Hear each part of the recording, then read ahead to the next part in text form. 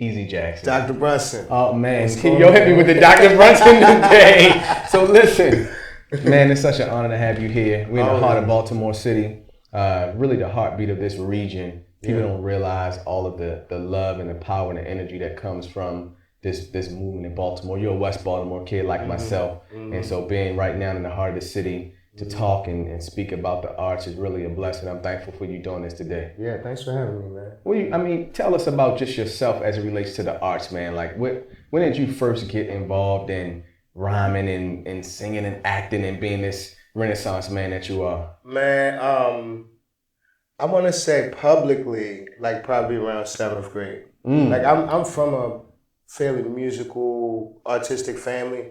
So we always did stuff like at home, you know what I mean? Make up shows and, perform for company and stuff like that. But it was always like the Cosby Show kids. Maybe. Yeah, it was always kind of like a thing I did at the house. Right. I think it was like middle school when I started rapping in public and singing. Singing publicly was like 6th, 7th grade. Wow. And what did it do for you as a young person, just being in the arts and expressing yourself in that manner with a family that was artistic as well? Like, how did that shape you? It definitely saved me from a lot of fights. And you grew up in Baltimore City, you gonna fight. Like there's fights all the time. All the time. And I grew up fighting a lot, but after a while, it put me in a different category than everybody else. I was able to, identifying myself as an artist allowed me to be able to separate myself from the pack. You know what I mean? I was no longer just, Easy that's rolling with them. It's like, oh, that's Easy that can sing, or Shorty can rap. You know what I mean? That type of thing. So it's like the arts gave you shaping your identity. Yeah, it started to give me a social capital outside of, my sneakers or whether I was selling drugs or something like that. Of course. And I think that, it's very important that you said that because, we believe that the arts are, a crucial component of every child's development from the age of 3 to 18, that it should be an enriched portion of their daily, lives. Oh yeah, for sure. I think for me, it saved my life. For real. I know for a fact it saved my life. It's a funny story. I had a teacher in the 7th grade, Miss McDonald, right? And Miss McDonald, 7th grade, it was her first year out of college, and she was teaching reading, 7th grade reading. And we gave her a tough time, way to go. Like, I'm sure that was probably one of the hardest years of her life. She would break down crying sometimes, all that. The next year, 8th grade year, she's a theater teacher. And our relationship just totally changed. The dynamic in our relationship just totally shifted. Like when she recognized that I had a passion for theater, and she shared that with me, she encouraged me, you know what I mean? Even when I got ready to audition for the Baltimore School for the Arts, which I always say the Baltimore School for the Arts really saved my life. Me too. But when I got to audition for the School for the Arts, she eagerly helped me with my monologue. Wow. And so she gave you audition prep. Yeah, she gave me some audition This lady prep. that y'all put through hell. Gave you audition prep so you can get chosen to be at the illustrious Baltimore. Wow. Yeah, we did something in theater class one day, like early in the first quarter, and I busted out my little acting skills, and she pulled me up after class, and she was like, "Oh my God." She said, "What do you want to do with that?" Like she was just constantly interested, suddenly very interested in me and what I was trying to do with myself. How'd that feel? It was cool, man. It was real cool. Like I didn't know she was a cool teacher until then. But it felt good to know that there's something I'm doing or something I'm interested in that somebody appreciates. And so, what's your artistic expression of choice? Music. Yeah, music is that's my artistic expression of choice. I just think music provides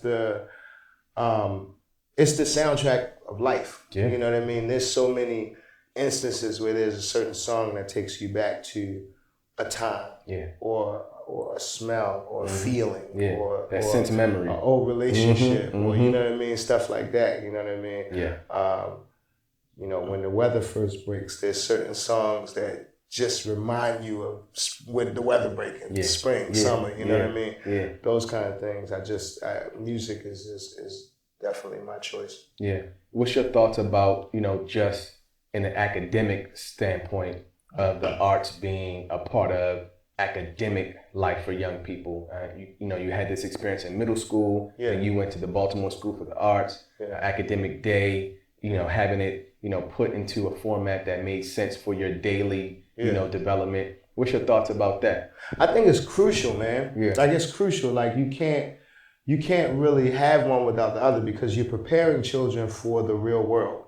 And in the real world, there's art and creativity all around us. Yes. Like everything is art. Everything is art. You know what I mean? This chair is art. Yeah. So you get them, I think getting children accustomed to that and very well acquainted to that at an early age, it helps them to be more flexible in the workforce. It helps them to be better with problem solving, more creative with problem solving, and all those kind of things. Just triggering as many parts of the brain as you can, in early learning. I think is crucial. We're talking about critical thinking skills, independent thinking skills, creative thinking skills, problem solving, like social skills, interpersonal skills, communication skills, right? Group interaction, how to play nicely in the sandbox with others, because you have to, in the arts world, and of course where we come from in theater, and an ensemble, you learn how to be interdependent and rely on the other folks that you're working with. You have to, because you get thrown in the fire. You know what I mean? It's like